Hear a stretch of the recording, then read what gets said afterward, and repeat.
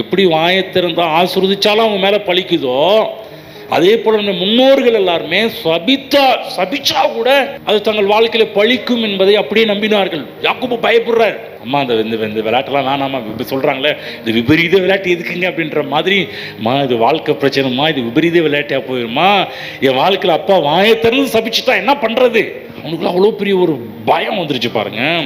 அப்போ ரெபேக்கா சொல்றாங்க, பார்த்தீங்களா, கவனிங்க, இந்த அம்மா சொல்றாங்க, ஒருவேளை அந்த சாபத்தை இவங்க எடுத்துக்கிறாங்க, ஒருவேளை உங்க அப்பா வாயை திறந்து நீ சபிச்சுட்டாருன்னா அது உன் மேல வராத அளவுக்கு நான் பார்த்துக்கிறேன், அதை நான் எடுத்துக்கிறேன் அப்படின்றான். கவனிச்சுக்கலாம், எப்படிலாம் பாருங்க, வாயின் வார்த்தைகளை நம்முடைய முன்னோர்கள் எவ்வளவு ரெஸ்பெக்ட் பண்ணாங்கன்றத பாருங்க, எவ்வளவு மதிச்சாங்கன்னு பாருங்க. நம்ம இந்த காலகட்டத்தில் மக்களுக்கு தெரிய மாட்டேங்குது, விசுவாசிகளுக்கும் புரிய மாட்டேங்குது, வெளி உலகத்து ஆட்களுக்கும் தெரிய மாட்டேங்குது, பிள்ளைகளுக்கும் தெரியாம போயிருது.